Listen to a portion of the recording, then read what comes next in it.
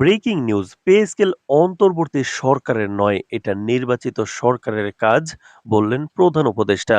তো দর্শক, নবম পে স্কেলের সর্বশেষ গুরুত্বপূর্ণ নিউজটি শেষ পর্যন্ত দেখুন এবং শুরুতেই চ্যানেলটি সাবস্ক্রাইব করে রাখুন। পরবর্তীতে নবম পে স্কেলের যে কোনো গুরুত্বপূর্ণ আপডেট যেন আপনার মিস না হয়ে যায়। তো দর্শক, আজ প্রধান উপদেষ্টা কার্যালয়ে আয়োজিত সংবাদ সম্মেলনে দেশের চলমান অর্থনৈতিক পরিস্থিতি, সরকারি চাকরিজীবীদের প্রত্যাশা এবং নতুন পে স্কেল সংক্রান্ত বিতর্ক নিয়ে বিস্তারিত আলোচনা করা হয়। প্রধান উপদেষ্টা স্পষ্ট করে জানিয়েছেন, নতুন পে স্কেল ঘোষণা করা অন্তর্বর্তী সরকারের ক্ষমতার মধ্যে নেই। এটি কেবলমাত্র নির্বাচিত সরকারের দায়িত্ব এবং তাই অন্তর্বর্তী সরকার এমন কোনো সিদ্ধান্ত গ্রহণ করতে পারবে না যা দেশের রাজনৈতিক ও অর্থনৈতিক ভারসাম্যকে প্রভাবিত করতে পারে। তিনি আরো বলেন, অন্তর্বর্তী সরকারের প্রধান লক্ষ্য হল নির্বাচন প্রক্রিয়াকে স্বচ্ছ ও নিরপেক্ষ রাখা এবং দেশের অর্থনৈতিক স্থিতিশীলতা বজায় রাখা। দীর্ঘমেয়াদী অর্থনৈতিক সিদ্ধান্ত নেওয়া এখন আমাদের কাজের আওতার মধ্যে নেই।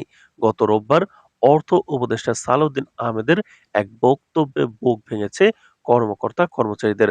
অর্থ উপদেষ্টা বলেছেন, নতুন পে স্কেলের সিদ্ধান্ত নেবে আগামী সরকার। আজ প্রধান উপদেষ্টার এই বক্তব্য প্রকাশের সঙ্গে সঙ্গে সরকারি চাকরিজীবীদের মধ্যে মিশ্র প্রতিক্রিয়া দেখা দিয়েছে। অনেকেই উদ্বিগ্ন যে নির্বাচনের আগে পে স্কেল বাস্তবায়ন না হওয়ার ফলে তাদের আর্থিক পরিকল্পনা প্রভাবিত হতে পারে। অন্যদিকে বিশ্লেষকরা বলছেন, এই সিদ্ধান্ত রাজনৈতিক ও প্রশাসনিক দিক থেকে যুক্তিসঙ্গত। তো দর্শক, ভিডিওটির এই মুহূর্ত পর্যন্ত যারা দেখছেন, আমাদের এই নতুন চ্যানেলটি সাবস্ক্রাইব করে রাখুন নবম পে স্কেলের পরবর্তী সকল আপডেট সবার আগে পেতে।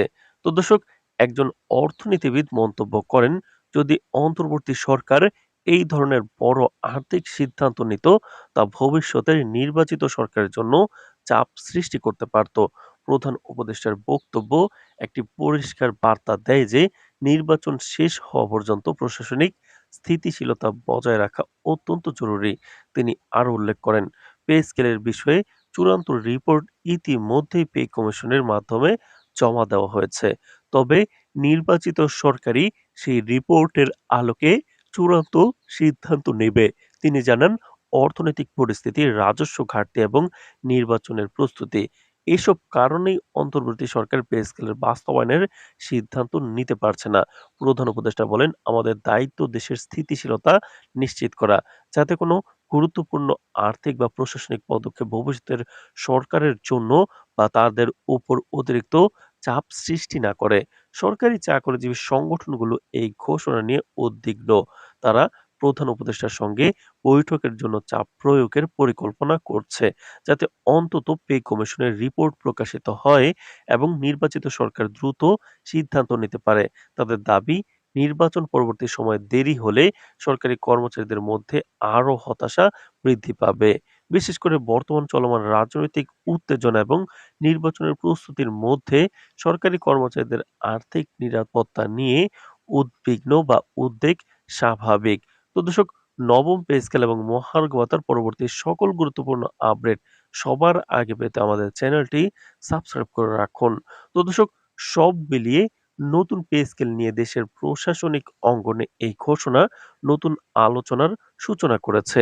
নির্বাচনের আগের এই সময়ে যেখানে দেশের অর্থনীতি ও প্রশাসন স্থিতিশীল রাখার চেষ্টা চলছে, সেখানে সরকারি চাকরিজীবীদের প্রত্যাশা এবং প্রশাসনের সীমাবদ্ধতা নিয়ে নতুন রাজনৈতিক ও সামাজিক বিতর্ক গড়ে উঠেছে।